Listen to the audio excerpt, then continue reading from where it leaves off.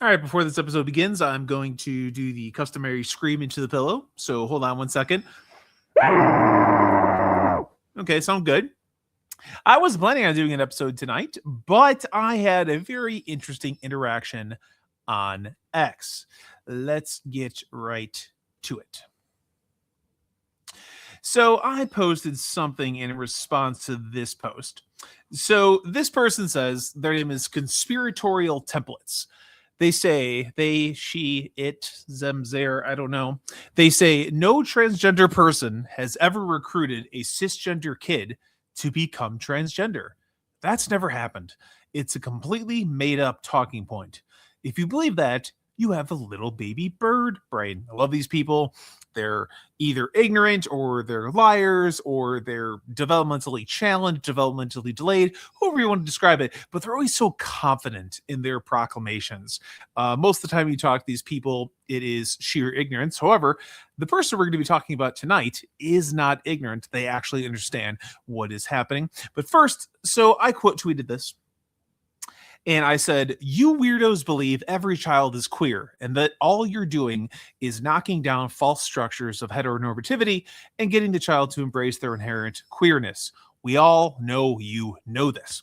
And the image that I shared to go along with that is of a lens. This person has a channel on YouTube, I believe is called Queer Kids Stuff, in which Lynn's a non-binary woman, talks to kids about all things queer. It's about trans and it's about LGBTQ, but it's also about things that might not necessarily seem queer to the uninitiated, but in actuality it is. For instance, one of the things that Lynn's loves to talk to kids about is abortion. She uses this little teddy bear that has a cute little teddy bear voice in order to teach kids about what abortion is and to normalize it. And of course, I know that abortion has become normalized in our society largely, but the idea that a life begins at conception was the overriding principle of human life for many, many, many years. And queer just means to upend anything that is hegemonic or dominant. That's really all that means. It's often through a sexual or gender lens, but that's what it means. And so if you want to queer what a life is, well, then you take what we used to be considered to be a life, which is at the point of conception, when the little tiny spark is created. You take that, you queer it, you upend that normative structure and start to introduce other ideas. Oh, well, life begins at this many months. You need to have this many fingernails or this developed of a brain, or sometimes, as they've been pushing lately, life doesn't begin until the child is born. I know some blue states are allowing late-term abortions, like 8 months in, which is demonic. It's all demonic. It's all evil, but that's an extra form of demonic. But Lynn says, when I talk about queer, trans, and non-binary kids, I'm not just talking about kids who currently identify as queer. I'm talking about all kids, because all kids are queer. Queer is indifferent, non-normative, and pre-structural. That's why kids are vital to liberation movements. And basically what this person is saying is that children are pre-structural, and by structures, Lynn's means that these normative structures have not yet been put in place in the child's mind. So kids are vital to liberation movements because these people want to get to the kids before these ideas, these normative ideas, as they call them, are placed into the child's mind. Because, of course, these people are blank slates. They don't believe in any sort of essence or a soul in humans. They just believe in tabula rasa, and they think that they can mold the child into viewing reality through a queer lens. They want to not place the normative structures on the child and place their own structures onto the child, their own queer structures. This tweet by Lynn's is completely mask off. They often talk about, oh no, like you can't teach a kid to be queer, you can't make a kid to be queer, and of course you can. And this is Lynn's admitting that, which is why I posted this. I posted this earlier in the day about 5 o'clock, and I just went about my day. And then I was granted the gift of Matt. On Twitter, he goes by Trash Matt Suit. That's very fitting. He has 2 bats in his name along with the Palestinian flag because, of course, he does. So Matt says, every child has the capacity to age into being a queer adult. Many of those queer adults, including me, were aware of their queerness from a very young age. And then he puts a little condescending smiley face, right? He's just trying to educate me. He's just a good person that is pushing back against my bigotry. And so I said, so you just ignore my entire post about how they're purposely queering kids and decided to comment nonsense? Matt goes, I figured I'd talk about something related in a way that didn't indulge your paranoia because I don't want to make your mental health worse. So my paranoia, right? I'm reading what Lynn says. I understand how to decipher queer theory infused language. I know what they're saying. I know that Lynn's person, the queer educational YouTuber, I know what that person is saying, that they believe all kids are queer. And so they want to get to the kids to queer them to view reality through a queer lens. All I'm doing is just translating what Lynn is saying for everyone else. But of course, this person says they're being paranoid, right? They always love to do that. They love to get you, they gaslight you. They get you to, doubt your own sanity. So, he's calling my mental health into question. And I said, what do you think this means? And I highlighted, when I talk about queer trans kids, I'm talking about all kids. That's why kids are vital to liberation movements. I'm like, what do you think this means, Matt? What do you think it means, buddy? Buddy Opal? Matt goes, what do you think it means? I hate these people. What do you think it means? And why didn't you highlight the part that emphasizes queerness as a mode of orientation with regard to norms as opposed to sexuality? Now, see, this person thinks that I'm a rube. They think that I'm like a Fox News boomer who's just, out there screaming that they're turning the kids gay, just like Alex Jones screamed that they're turning the frogs gay. That's what this person thinks I am. They think I'm just some rube. Okay. Now, I may be retarded, but I'm not a rube. So again, Matt says, what do you think it means? Why'd you highlight the sexuality? Because they want to just nail me down on the sexual part, because then they could work their sort of queer leftist woke magic and make me seem like a paranoid weirdo.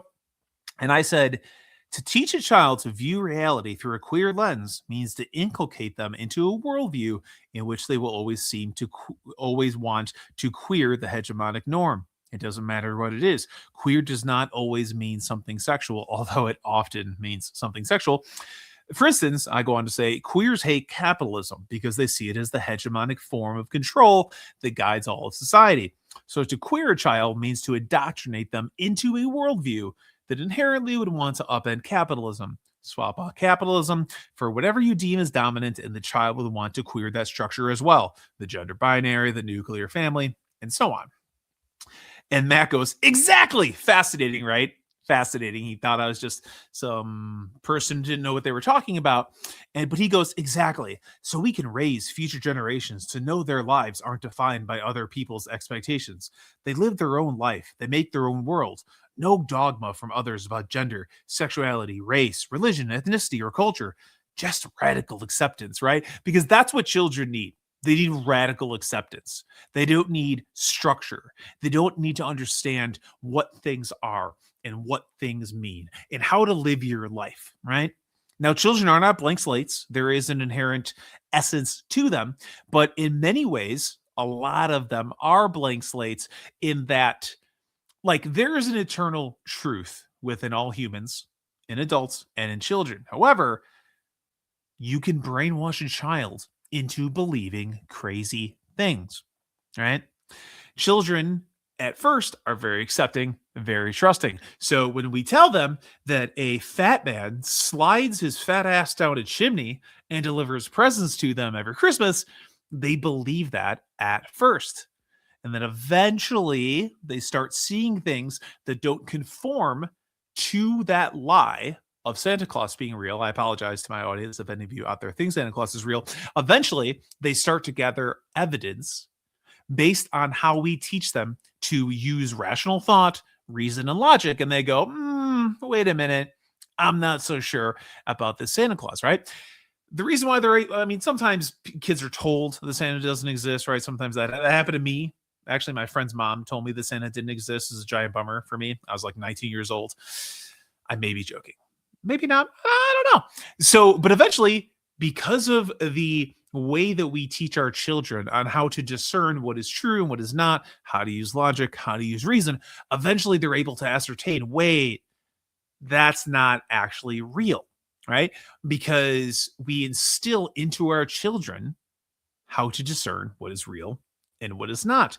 However, there is something within a child where they immediately know that something is wrong. There's kids that have been taken advantage of sexually, molested, raped by adults, and they know that something is wrong. They know that something wrong happened. It gave them an internal ick. Like they know that. Now, a lot of these kids are taught, hey, if a stranger does this to you, this is your personal area, these are your private parts, somebody messes with you there, it's wrong. However, even kids that are not taught that thing, a lot of these kids know that it's wrong. They feel guilt. They feel shame about it. All right. So this is just one example. There are existing truths within the child for them to be able to guide their way, to make their way through the world and make sense of things, even if they're not inherently taught that. This isn't true of all children, of course. It's just true for a lot of them. But this person, he doesn't want a child. There's no dogma allowed about gender, about sexuality, about race, about religion, about ethnicity, or culture. Just radical acceptance. Everything must be accepted. And of course, this is just him imposing his own dogma onto children, right? He wants to groom children into viewing the way that he sees the world, as opposed to a healthy adult who hopefully has a healthy way of viewing the world. And then they then teach their child that, and then they can then go on and make their way throughout life. But he views this as an oppressive structure. That child in his mind is pre-structural. So he wants to teach children to view reality through a queer lens. Okay. It's hilarious that he just immediately admits that. And I said, and you're in favor of schools adopting this queer approach to education? And he goes, I'm in favor. Oh, he's got a U in there. It's probably from England. Fucking limeys. He says, I'm in favor of schools integrating a number of educational modes, including queer theory, as a part of a balanced education. And I said, the purpose of queer theory is to upend all dominant forms of knowledge. Queer theory, for instance, would be in favor of undoing the gender binary.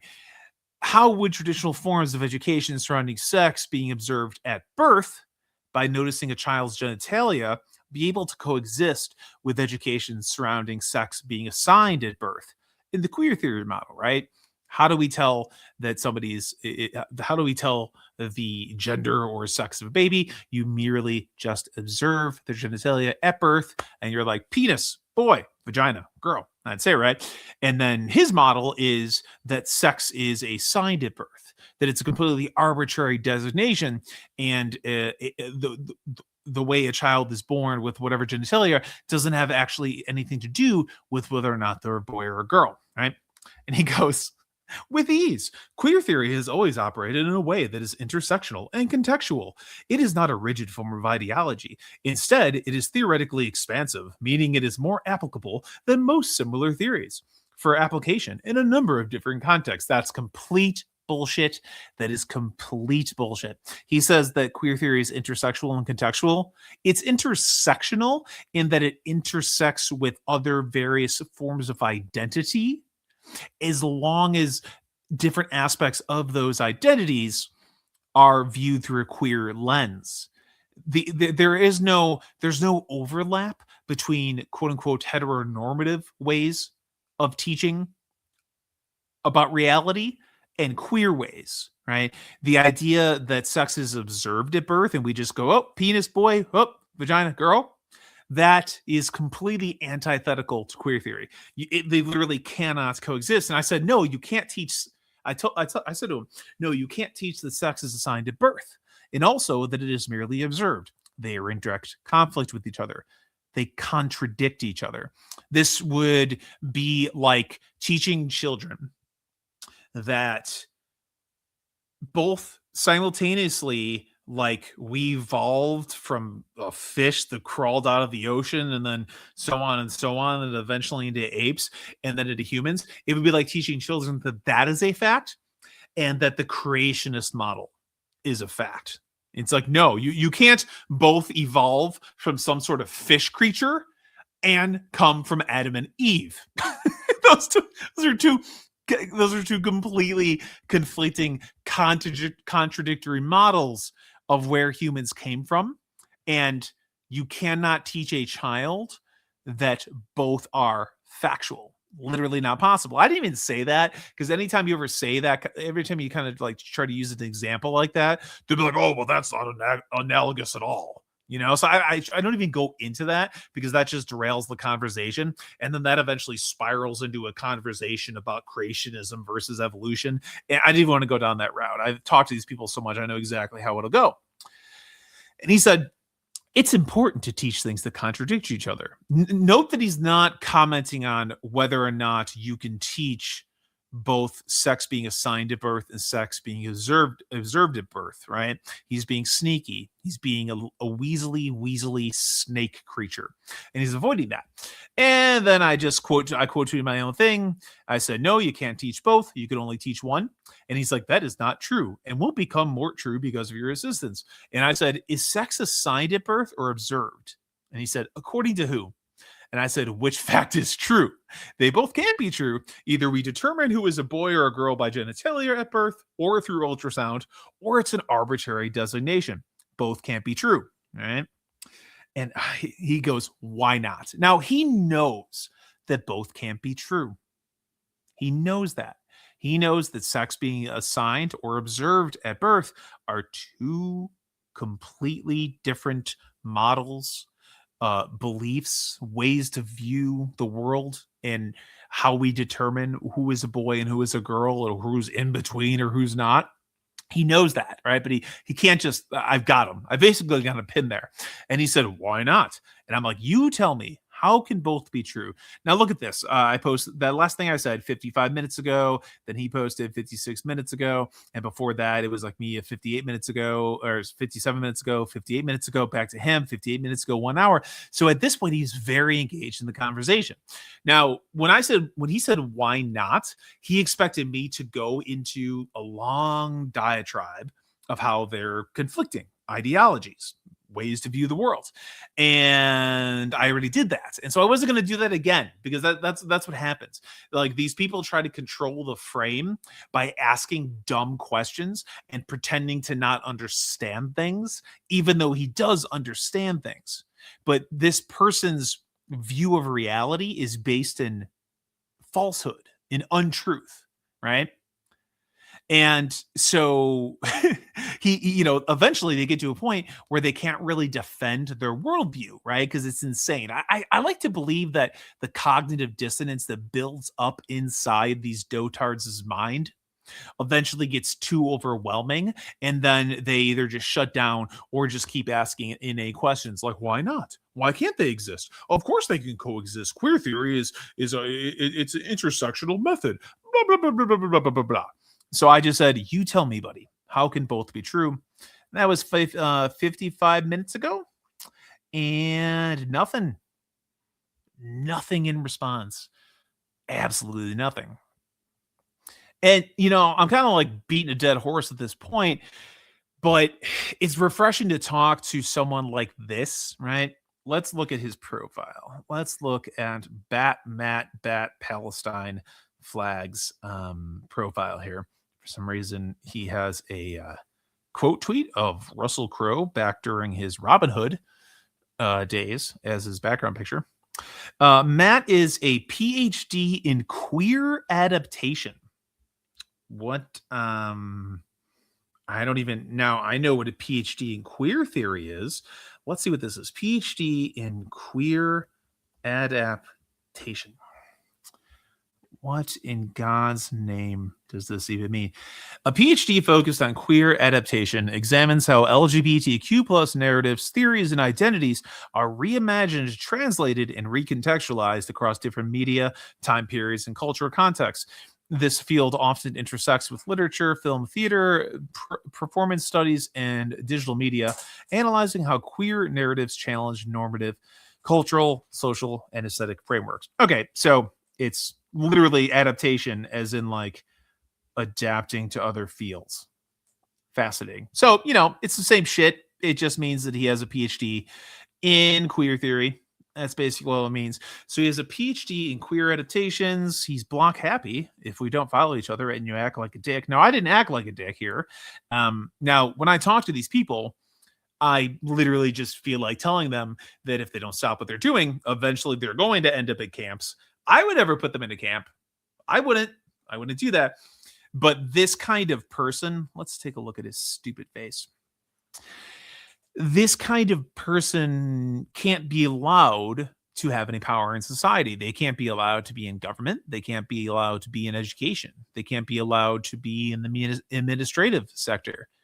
Because his entire overriding guiding impulse and principle in life is to queer all that exists. It doesn't matter what it is, as long as it's dominant, as long as it's hegemonic, it must go. Okay.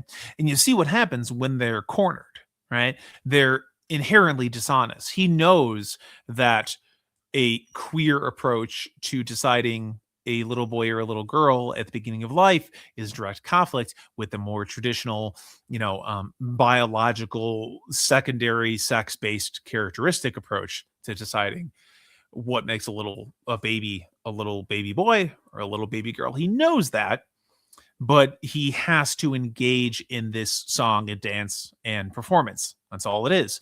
That's how these people have been able to make their way throughout society. That's how they've been able to gain so much power. That's how almost every single institution in existence supports their worldview. It's a completely asinine, inane worldview that only makes sense if you're a complete lunatic. I mean, it makes sense to me because I understand how their mind works.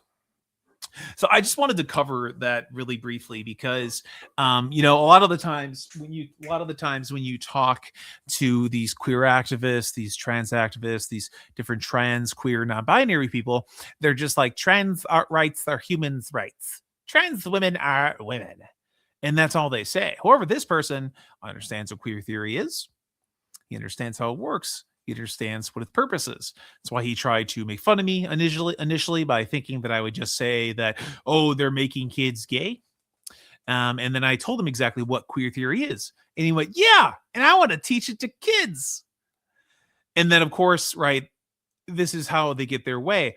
I'm sure that when they push this in the schools, they're like, oh, well, it's just a different form of education. Now, do the school administrators and the teachers and the school board, whoever is in charge of allowing queer education into the schools, does that person understand what queer theory is? Do they understand that queer theory is a totalizing ideology specifically designed to wear away at every other mode and form of education and override it and completely consume it and eventually become the only form of education? No, that person doesn't know that.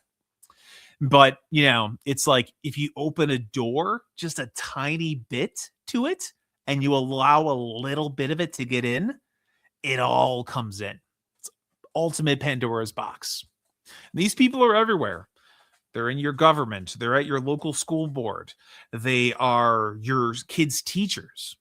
They're in the universities. They're everywhere. And you can't even allow a little bit of it in. Because if you do, well, then you get 2026, maybe things are still bad, but it's definitely been pushed back since Trump became president. Say you get 2023 United States of America or 1930s, 1940s Weimar Germany. And we all saw what happened the last time this kind of ideology took root in society.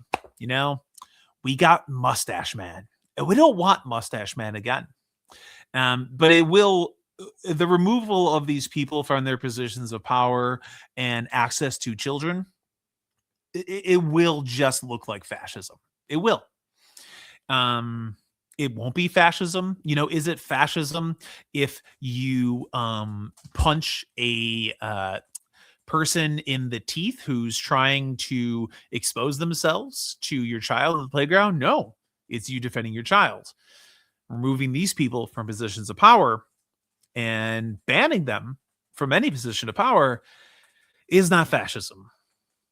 It's just not. It's just what has to be done. Of course, it will look like fascism. Can you imagine that? It's like, oh my God, this is just like Hitler when he burned Magnus Hirschfeld's books.